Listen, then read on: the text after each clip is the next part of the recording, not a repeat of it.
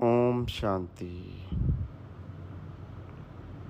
निर्वैर भाई दीदी के प्रति अपना अनुभव इस प्रकार सुनाते हैं। अब घर जाना है। कुछ समय से जब भी कारोबार की कोई बात सामने आती थी, दीदी एक ही बात कहती थी, अब तो घर चलना है। इन बातों में क्या रखा है? यूँ तो बाबा ने सबके लिए यह संदेश दिया था, पर उनके मुख पर हर रोज़ यह बात सुनते थे। आगे है, भाषा का बैरियर ख़त्म कर देती थी। याद आता है विदेश के भाई बहन जब दीदी से मिलने आते तो बड़े रमणीक ढंग से वो सबको बोलती थी। इंग्लिश में मैं बुद्धू, हिंदी में यू बुद्धू, नो इंग्लिश, ऐसा कहकर वो भाषा का बैरियर ख़त्म कर देती थी और स्नेह से जो दृष्टि देती उसमें जैसे बाबा का साक्षात्कार करा देती और साथ साथ उस समय जो दो शब्द हिंदी में बोलती उन्हें कोई ट्रांसलेट कर देता। वे उन सबके लिए प्रेरणादायक, जीवन को पलटाने वाले महावाक्य सिद्ध हो जाते थे। तुलसी भाई मधुबन के दीदी के साथ का अनुभव इस प्रकार सुनाते हैं। मैं अजमेर से हूँ। अजमेर का कनेक्शन दीदी के साथ था। उन दिनों अजमेर में 35-40 मिनट भी ट्रेन रुकती थी। हमें सौभाग्य मिलता था दीदी दादियों की स्टेशन पर सेवा करने का। दीदी से मेरी पहली मुलाकात स्टेशन पर ही हुई थी। दीदी अपना बनाने में बहुत होशियार थी, साथ साथ मर्यादाओं का पालन कराने में भी उतनी ही होशियार थी।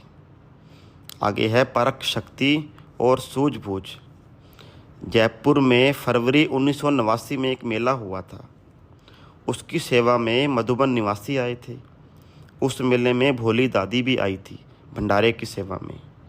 मैं भी वहाँ सेवारत था। उन्होंने मुझे पसंद कर लिया था कि यह लड़का मुझे चाहिए। बाद में मधुबन में मुझे दीदी ने बुलाया। मुझे स्टोर कीपर बनाया गया। दीदी मुरली सुनने जाती थी तो किचन की तरफ से चक्कर लगाते हुए जाती थी। उस समय मैं स्टोर ठीक कर रहा होता था, इस कारण उनका विशेष अटेंशन रहा। दीदी अपने और यज्ञ के राजा थे। जो उन्होंने चाहा, ठीक समझा, वो किया। उनकी परख शक्ति, सूझबूझ बहुत अच्छी थी। आगे है, समय की पाबंद। दीदी समय की बड़ी पाबंद थी। एक बार अमृत वेले का योग होने पर मैंने एक लंबा गीत बजने दिया। अमृत वेले 4:50 पर मेडिटेशन पूरा हुआ। मुझे लगा अरे अच्छा हुआ, इस बहाने सब ने 4-5 मिनट ज़्यादा योग किया। लेकिन 11 बजे मुझे दीदी ने बुलाया और कहा, आज तुम्हारे कारण मेरी सारी दिनचर्या ख़राब हो गई। क्यों? क्योंकि गीत लंबा हुआ। मैं योग से लेट आई तो चाय ठंडी होगी।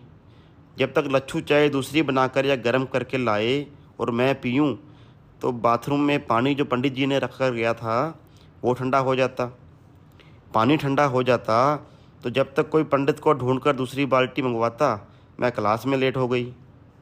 मेरी सारी दिनचर्या ख़राब हो गई। और तुमने इतना भी नहीं सोचा कि दीदी का रिकॉर्ड ख़राब हो जाएगा। सफ़ेद लाइट होने से पहले दीदी पहुंच जानी चाहिए ना। दीदी के हाथ में डायरी होती थी और दीदी टाइम पर पहुंच जाती थी।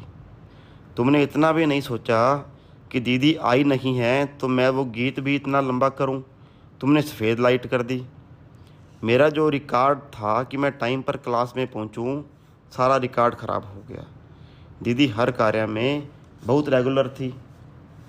जो भी नया आता था दीदी उसे सब शिक्षाओं से सजा देती थी। जो भी नया आता था दीदी उससे सभी शिक्षाओं से सजा देती थी। मुझे शिक्षा दी कि तुम्हें संग बहुत संभाल कर करना है, ज्ञान योग से भरपूर संग करना है। एक बार मैंने पूछा, दीदी आपको कैसे पता पड़ जाता है कि इस आत्मा को कहाँ सेट करना है? दीदी ने कहा, नए आने वालों को मैं 4-5 दिनों तक खाली छोड़ देती हूँ, फिर देखती हूँ कि वो कौन से डिपार्टमेंट में जाता है, कहाँ का संग करता है, तो वह वहाँ जाकर सेट हो जाएगा। अच्छा, ओम शांति।